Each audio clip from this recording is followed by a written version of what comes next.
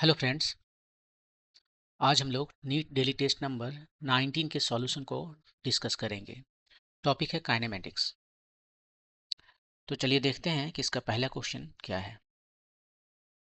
यदि आपको ये वीडियो पसंद आता है तो आप प्लीज़ इसे लाइक कीजिए, अपने दोस्तों के साथ इसे शेयर भी कर सकते हैं। पहला क्वेश्चन है 91। A ball is dropped from the top of a h is two 320 meter height tower. एक टावर जैसा बनाते हैं कुछ। ये मान लीजिए आपका टावर है और इधर ये ग्राउंड है, नीचे ये ग्राउंड है और इसका हाइट दिया हुआ है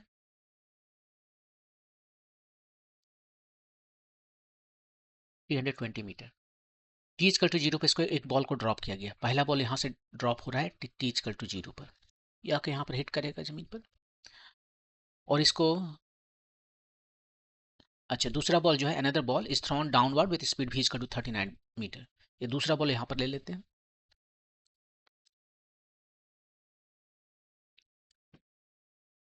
दूसरा बॉल जो है ये ले लिया और ये आके जमीन पर भी है, ये हिट किया। ये जो है सो बोल रहा है कि T equal to T nought पर जो है सो इसको थ्रो किया गया with speed 339 meter per second. इसको यू इक्वल टू जीरो से जस्ट ड्रॉप किया गया है इसको, लेकिन इसको नीचे किसी स्पीड से फेंका जा रहा है। और क्वेश्चन ये है कि the ball reaches the ground at the same time. Both the balls reach the ground at the same time. मान लीजिए वो टाइम जो है सो टी प्राइम कहते हैं। ये भी T equal to T prime पर पहुंचता है, ये भी T equal to T prime पर पहुंचता है। तो इस बॉल को यहाँ से यहाँ तक आने में जो टाइम लगा वो कितना है? T prime minus T, T A T prime हुआ। और इस बॉल को यहाँ से यहाँ तक आने में जो टाइम लगा है वो कितना है? T prime minus t not. तो पहला बॉल को जस्ट ड्रॉप किया गया है, मतलब उसको यू इक्वल टू जीरो से छोड़ा गया है और वो जमीन पर आ गया टी प्राइम टाइम में। दूसरा बॉल जो है उसे ड्रॉप नहीं किया गया है, उसे 39 मीटर पर सेकेंड के स्पीड से थ्रो किया गया है नीचे की ओर और वो जमीन पर आ गया T prime minus t not time. T naught का वैल्यू बताना है। तो हम दोनों बॉल जो है उसको अलग अलग उसका मोशन कंसीडर करते हैं। ये बॉल वन है और ये बॉल टू है। इसको बॉल वन कह रहे हैं और इसको बॉल टू कह रहे हैं। बॉल वन के लिए यहाँ पर देखिए हमें टाइम चाहिए और क्या क्या दिया हुआ है, ये हाइट दिया हुआ है। तो कौन सा फार्मूला इसमें लगेगा? आपके पास जो सारे फार्मूले हैं कांस्टेंट एक्सेलेरेशन के लिए, ये तीन ठो मेनली है फार्मूला है आपके पास। मेनली ये तीन फार्मूला है।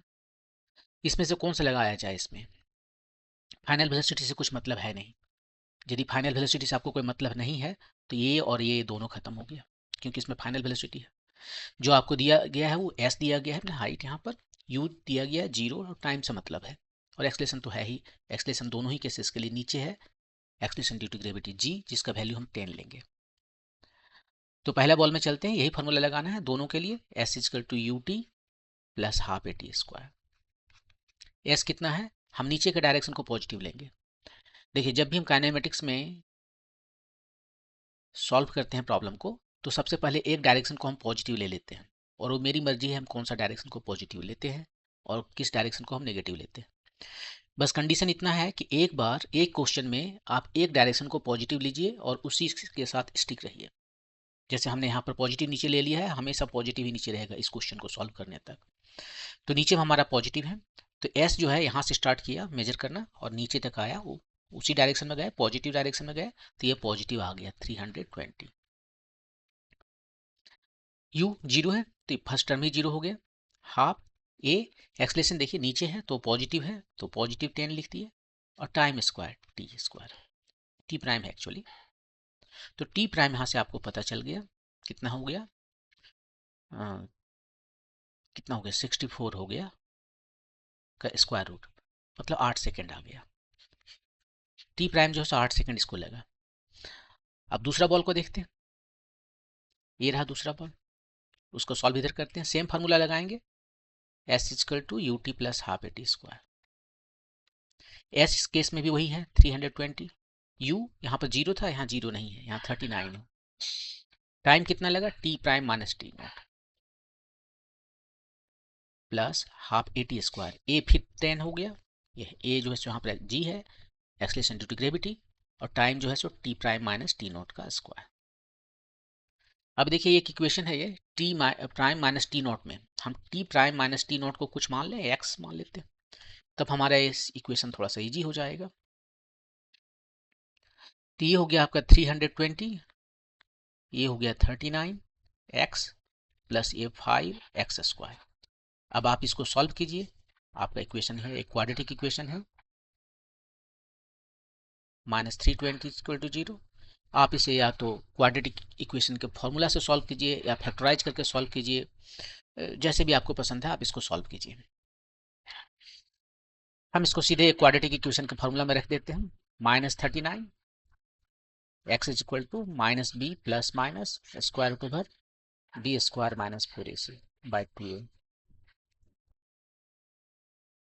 तो माइनस बी हो गया 39 प्लस माइनस बी स्क्वायर 39 का square minus 4ac, 4 times 5 times ये -320 बाई 2a, 2 टाइम्स 5 सो 10 हो जाएगा, -39 प्लस माइनस ये हो गया 39 का स्क्वायर और ये कितना हो गया 20 और ये 64 टाइम्स 100, 100 ये 20 हो गया, एक जीरो यहाँ से लेके ये 100 हो गया, 2 टाइम्स 32 64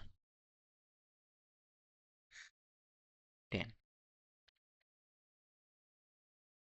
और इधर हो गया आपका 39 प्लस माइनस ये कितना आया आप देख लीजिए, 9 टाइम्स 9 81, 8 बच गया हमारे पास, 9 टाइम्स 3 27, उसका डबल करेंगे 54, 54 और इधर से 8 है, 54 8 62, 6 3 3 9 और 6 15, ये इतना आ गया और ये 6400 है बाई 10, -39 प्लस माइनस ये कितना आ गया, ये 6400 है, 1500 है, 64 65 70 10 80 79 21 आ गया बाई 10। अब 79 21 का आपको ये निकालना पड़ेगा, स्क्वायर रूट 8 से जा रहा है 64 और ये कितना आ गया 64 5 है 15 है और ये हो गया 21, ये 16 है, ये कितना बार में आ सकता है,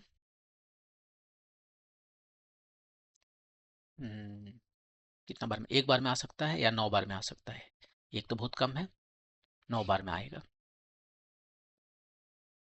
8 16 9 144 और 8 152, 89 आया इसका square root, -39 plus minus 89 by 10। अब दो सॉल्यूशंस हैं, एक प्लस वाला और एक माइनस वाला, माइनस वाला हम नहीं लेंगे, ले सकते हैं क्या, क्योंकि ये जो है सो क्या है T prime minus t not है और चलिए इसे हम माइनस लेते हैं तो हमें टी नॉट का वैल्यू निकालना है, ये टाइम है एक्चुअली और टाइम जो है सो नेगेटिव नहीं हो सकता, ये नेगेटिव नहीं हो सकता, तो इसलिए इसको हम छोड़ देते हैं, नहीं लेते। तो हमारे पास जो वैल्यू आया ये है 80, ये है 30, सो 50 बाई 10, तो 5 सेकेंड आया T prime minus t naught का वैल्यू। तो यहाँ से टी प्राइम आपको टी प्राइम तो पता है, टी नॉट हो गया आपको टी प्राइम -5, पहला बॉल के लिए टी प्राइम हमने निकाला था 8 सेकेंड, उसको सब्स्टिट्यूट कीजिए 8 सेकेंड -5 इक्वल टू 3 सेकेंड, ये आपका आंसर है। तो इसमें थोड़ा सा कैलकुलेशन आ गया कि क्वाड्रेटिक इक्वेशन आया उसे सॉल्व करना पड़ा और उसके बाद में आप इसे निकाल सकते हो। तो इस तरह से आपका आंसर हो गया 3 सेकेंड, ऑप्शन नंबर 2।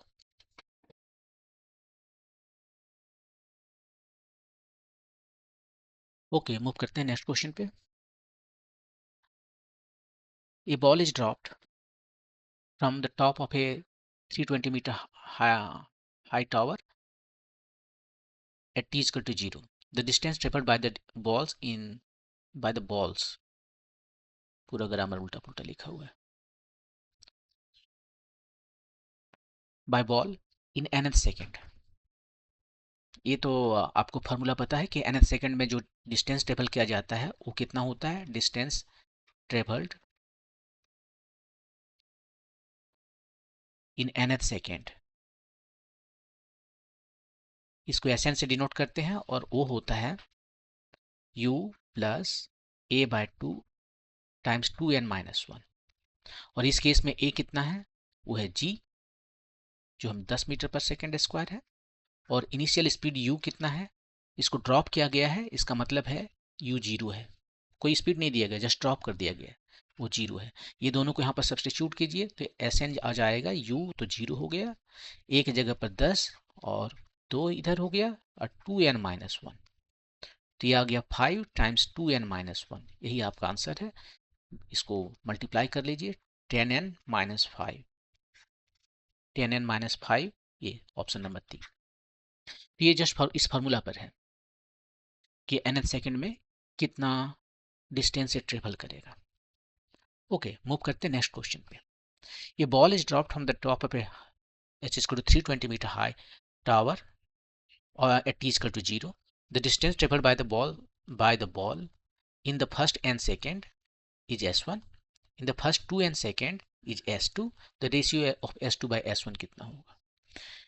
तो ऐसे करते हैं, पहले एक टावर बना लेते हैं। ये आपका टावर है और यहाँ से बॉल जो है सो एक ड्रॉप किया गया है, बॉल को ड्रॉप किया गया है t इक्वल टू 0 पर। और फर्स्ट s1 जो डिस्टेंस वो ट्रेवल किया वो कितना सेकंड में किया है, ये s1 डिस्टेंस है, ये t इक्वल टू n तक में ट्रेवल किया गया, first n1 second. So t equal to 0 to t equal to n तक, फर्स्ट n सेकेंड में। और फर्स्ट 2n सेकेंड मतलब यहाँ से, ये उसके बाद में यहाँ से लेकर यहाँ तक ये जो डिस्टेंस है वो है आपका s2। और इसमें कितना टाइम लगा, फर्स्ट 2n सेकेंड में ये 2n टाइम लगा। तो बताना है s2 बाय s1 कितना है। तो सिंपली आप यहाँ से देख सकते हो कि s1 कितना हो जाएगा, s जो है वो होता है ut plus half A T square इस केस में, राइट। क्योंकि यहाँ पर भी फाइनल वेलोसिटी से हमें कोई मतलब नहीं है, तो यही एक फार्मूला है जिसमें फाइनल वेलोसिटी नहीं है। बाकी दो जो फार्मूला है v is equal to you plus A T और v square is equal to U square plus 2as, ये दोनों में ही भी है, तो उसको हम नहीं लेते हैं, ये नहीं लेंगे, ये नहीं लेंगे, तो इसको हटा देते हैं,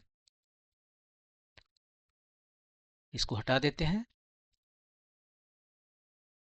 इस फार्मूला को हम यूज करेंगे, ठीक है।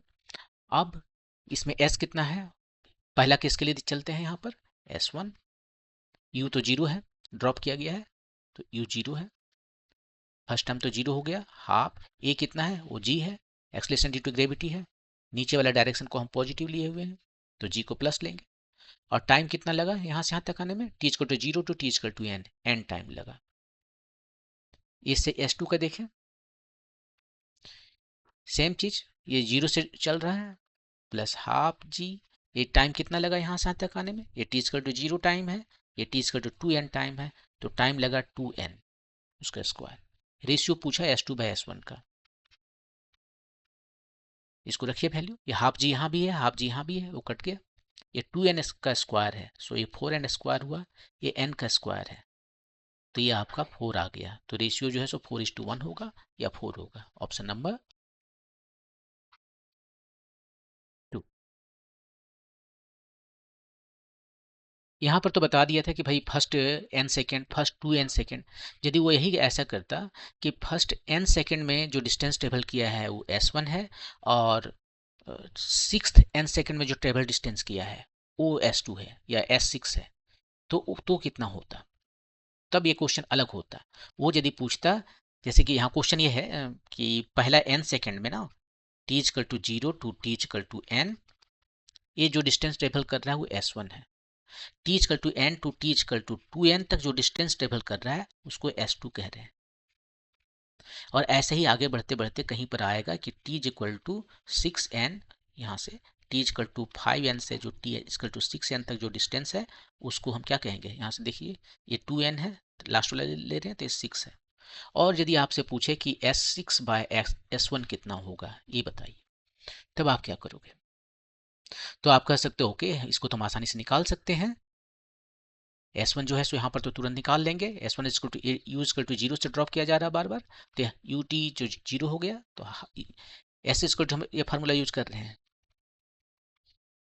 u 0 है तो पहला टर्म तो 0 हो गया, तो हाफ ए टी स्क्वायर, ये यहाँ g है, तो टी स्क्वायर, टी तो कितना है यहाँ से एन स्क्वायर, S1 निकल गया। अब S6 निकालना है तो आप क्या करोगे, S6 निकालना है तो आप यहाँ से लेकर यहाँ तक का डिस्टेंस निकालोगे, फिर क्या करोगे, इसमें कॉम्प्लिकेटेड होने लगता है, राइट। तो उसके लिए फार्मूला आपको याद रखना पड़ेगा। आपने एक फार्मूला याद रखा हुआ है ऑलरेडी कि nth सेकेंड में जो डिस्टेंस ट्रेवल करते हैं वो है u plus A by two times 2n-1, right. ये nth सेकेंड है, nth सेकेंड, एक सेकेंड में, और वो सेकेंड है nth means n-1 to n। यहाँ पर जो टाइम है वो n-1 to t equal to n तक, ये एक सेकेंड जो है उसमें जो डिस्टेंस ट्रेवल करता है वो ये है। अब यहाँ पर एक सेकंड नहीं बोला है, ये देखिए टी इक्वल टू 0 है, टी इक्वल टू हो सकता है 3 है, 3 सेकंड का इंटरवल है, ये दूसरा 3 सेकंड का इंटरवल है, ये छठा 3 सेकंड का इंटरवल है, ऐसे करके दिया हुआ है।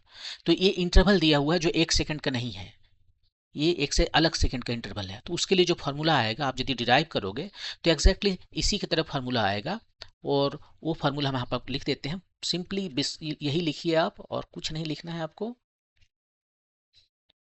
और जो इंटरवल का टाइम है उसको यहाँ पर मल्टीप्लाई कर दीजिए, ये आपका फार्मूला बन गया।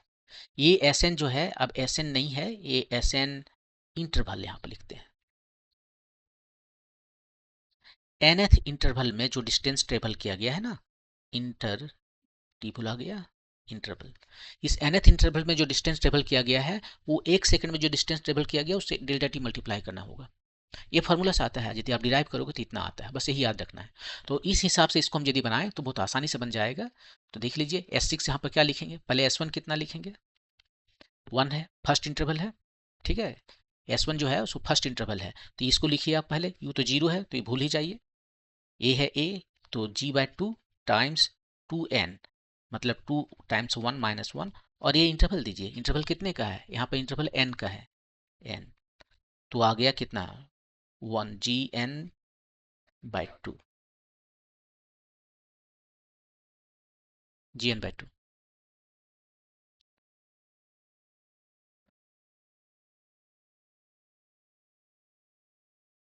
नहीं, इस एक फॉर्मूला थोड़ा सा गलत है, आप देखिए डायमेंशनली इसका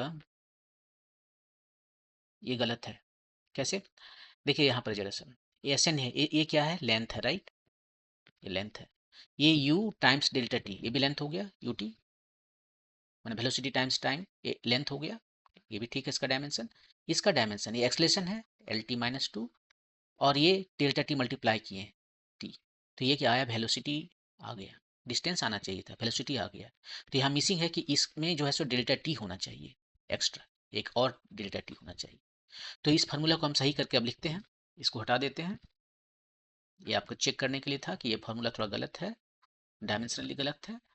तो इसी को हम जो है सो इस तरह से लिख देते हैं, यहाँ पर एक डेल्टा टी यहाँ पर आएगा, यहाँ नहीं आएगा, यहाँ पर आएगा। या फिर आप इसको ऐसे कर सकते हो, u delta t plus A/2 2n-1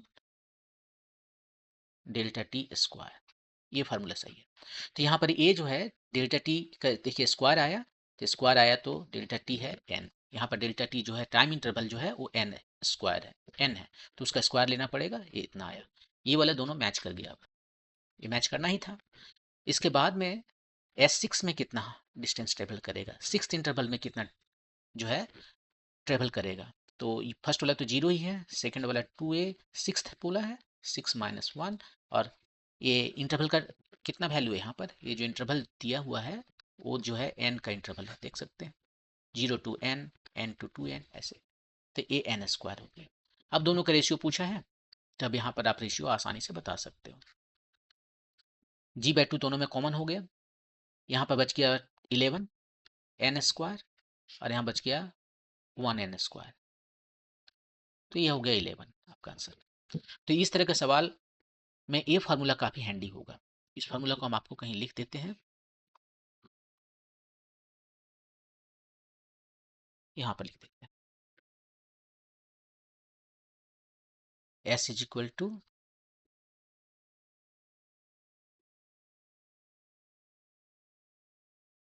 u delta t plus A/2 2n-1 delta t square, ये एन इंटरवल है, nth इंटरवल में जो डिस्टेंस ट्रेवल करेगा वो होगा u delta t plus a by two n minus one delta t square. यही delta t यदि 1 हो जाए तो एवरी सेकंड का हम बात कर रहे हैं, एस एन nth सेकंड में जो डिस्टेंस ट्रेवल करेगा वो हो जाएगा u plus a by two n minus one, ये 1 है। हाँ, तो डेल्टा टी यदि 1 हो जाएगा तो हमारा फार्मूला पहले वाला आ जाता है, s n is equal to you plus a by two n minus one. Okay, move करते हैं नेक्स्ट क्वेश्चन पे। A person throws two balls A and B. A is thrown upward while B is thrown downward with the same velocity. ये ball A and B reaches the ground with the same speed, नहीं speed V and VB respectively. Which of the following option is correct? तो पहले ऐसा करते हैं कि हम थोड़ा सा एक टावर जैसा कुछ बना लेते हैं, क्योंकि एक को ऊपर फेंका गया है, दूसरे को नीचे लाया गया है।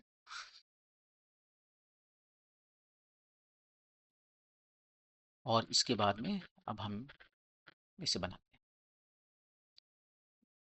दो बॉल है, एक बॉल को यहाँ से ऊपर फेंका गया है और दूसरा बॉल को यहाँ से नीचे फेंका गया है। दोनों का स्पीड क्या है? एक का स्पीड है VA से ऊपर फेंका गया, और बी ए बॉल है, ये बी बॉल है, इसको VB से नीचे फेंका गया है। Which of the following option is correct? If balls A and B reach the ground with speed, ओ नहीं, यहाँ से इससे नहीं फेंका गया, दोनों को सेम स्पीड से ऊपर फेंका गया है। A is thrown upward while B is thrown downward with the same velocity. मान लेते हैं वो वेलोसिटी यहाँ पर कुछ दूसरा है। इसको U से ऊपर फेंका गया, इसको U से नीचे फेंका गया, और ये धरती पर आया। जब ये बॉल धरती पर आया तो उसका स्पीड था VA, और ये जब धरती पर आया तो उसका स्पीड था VB। अब V और VB में कौन बड़ा होगा कौन छोटा होगा, ये आपको बताना है। तो देखिए कैसे क्या होता है, यहाँ से बॉल ऊपर जा रहा है, ऊपर गया, ऊपर जा करके हम इसको बना रहे हैं अलग रास्ता, लेकिन एक ही रास्ते पर वापस आएगा। ये केवल ड्राइंग अच्छा बने इसलिए समझ में आए, इसके लिए ऐसे कर रहे हैं। ये इधर से ऊपर गया और इधर से नीचे आ गया। जब ये यहाँ पर आएगा इस जगह पर, तो ये यू से गया था तो ये यू से ही यहाँ पर आएगा। क्यों? क्योंकि देखिए इसका काइनेटिक एनर्जी दोनों का सेम रहना होगा, क्योंकि इस लाइन पर पोटेंशियल एनर्जी सेम है, जो हाइट इसका वही हाइट इसका है। तो पोटेंशियल एनर्जी सेम है तो काइनेटिक एनर्जी भी सेम होना चाहिए, प्रोवाइडेड हवा वगैरह उसका एनर्जी को खत्म ना करे, कुछ कम ना कर दे, मतलब कोई लॉस नहीं हो रहा है एनर्जी ड्यू टू फ्रिक्शन और एयर ड्रैग उसके वजह से। तो ये वापस आ रहा है, ये यू से वापस आ रहा है, और ये यहाँ से स्टार्ट भी यू से किया था। ठीक है, दोनों का स्पीड यहाँ पर सेम है, दोनों सेम हाइट ट्रेवल कर रहा है, डिस्टेंस ट्रेवल कर रहा है। तो यहाँ पर ये दोनों जो है सो सेम होना ही चाहिए। ये भी यू से आ रहा है, ये भी यू से आ रहा है, तो सेम होना ही है। तो ये दोनों का आंसर यहाँ पर है कि ये दोनों ही सेम है, ये दोनों सेम है, इसमें सॉल्व करने की जरूरत नहीं है। ओके, मूव करते हैं नेक्स्ट क्वेश्चन। ये मेटल बॉल ऑफ 1 kg, ये मेटल बॉल है 1 kg है, इसका डेंसिटी ज़्यादा है, राइट, डेंसिटी इसका ज़्यादा है। और ये bag full of cotton uncompressed, cotton को भी बहुत कॉम्प्रेस कर देंगे तो मेटल बॉल जैसा हो सकता है, लेकिन ये अनकॉम्प्रेस्ड है, पूरा फूला फूला है। इसका डेंसिटी जो है सो अब कम हो जाएगा, इसका डेंसिटी कम है। यार ड्रॉप फ्रॉम द पीसा टावर, पीसा टावर इसलिए लिखे क्योंकि गैलीलियो ने अपना एक्सपेरिमेंट पीसा टावर से ही किया था। तो which of the two will reach the ground first. अब गैलीलियो ने जब एक्सपेरिमेंट किया था, दो अलग अलग बॉल लिया था, अलग अलग मास था, और वो दोनों ऑलमोस्ट सेम टाइम में आके गिरा था। यहाँ पर एक क्वेश्चन में थोड़ा सा ट्विस्ट है, क्योंकि ये जो है सो कॉटन है और पूरा फूला फूला है, इसका डेंसिटी बहुत कम है। तो अब यहाँ पर जो है बायंसी फोर्स जो है सो काम में आएगा, एक्शन में आ जाएगा। बायंसी फोर्स जो है, उत्प्लावन फोर्स जो है वो आ जाएगा एक्शन में, और उसके वजह से ये धीरे धीरे गिरेगा ना, क्योंकि ये जो बॉल है यहाँ पर और ये जो है सो बहुत बड़ा ये है, इस पर एक फोर्स जो है सो बी लग रहा है जो कि बहुत ज़्यादा है, और इस पर जो फोर्स लग रहा है वो बहुत कम है। ये बायंसी फोर्स है, ये बहुत ही कम है बी के रेस्पेक्ट में। तो और नीचे जो वेट लग रहा है वो तो दोनों का सेम है, इसका भी एक 1 kg है और ये भी 1 kg है, दोनों सेम है, m=1 लिया हुआ है, ये दोनों तो सेम है। लेकिन ए वाला बहुत कम है और ए वाला ज़्यादा है, तो ये जो कॉटन दिख रहा है ये नीचे की ओर, इस पर जो नेट फोर्स लग रहा है वो कम हो गया, इस पर जो फोर्स लग रहा है वो हो गया mg - b, नेट फोर्स, और इस पर जो नेट फोर्स लग रहा है वो है m g minus b prime. B prime छोटा है तो एफ प्राइम जो है सो बड़ा हो गया, तो इसका एक्सलेशन ज़्यादा होगा, ये जल्दी पहुंच जाएगा। तो आपका आंसर हो गया मेटल बॉल। लेकिन यदि दोनों के वॉल्यूम में बहुत ज़्यादा अगर डिफरेंस नहीं है, जैसे मान लीजिए कॉपर ले लीजिए और आयरन ले लीजिए, तो दोनों का वॉल्यूम ऑलमोस्ट सेम है, तब ये जो है सो सेम टाइम में पहुंचेगा। यदि यही एक्सपेरिमेंट जो है एक ऐसे जगह में कराया जाए जहाँ हवा है ही नहीं, तो हवा ही तो बॉयंसी फोर्स दे रहा है ना। देखिए हवा भी थोड़ा सा देता है, पानी बहुत ज़्यादा देता है, लेकिन हवा भी थोड़ा बहुत देता है। अब मान लीजिए हम जहाँ पर एक्सपेरिमेंट कर रहे हैं उसको पूरा वैक्यूम बना दिए, तब दोनों एक ही टाइम में आके गिरेगा। लेकिन यहाँ एक टाइम में नहीं गिर रहा है, क्यों? इसकी वजह से, इस बॉयंसी फोर्स की वजह से एक टाइम में नहीं गिर रहा है। वैक्यूम में कर देते तो दोनों एक ही टाइम में पहुंचते। तो ये था question test number NEET daily test number 19 का सॉल्यूशन। नेक्स्ट वीडियो में हम 20 के सॉल्यूशन को लेकर आएंगे। Thank you.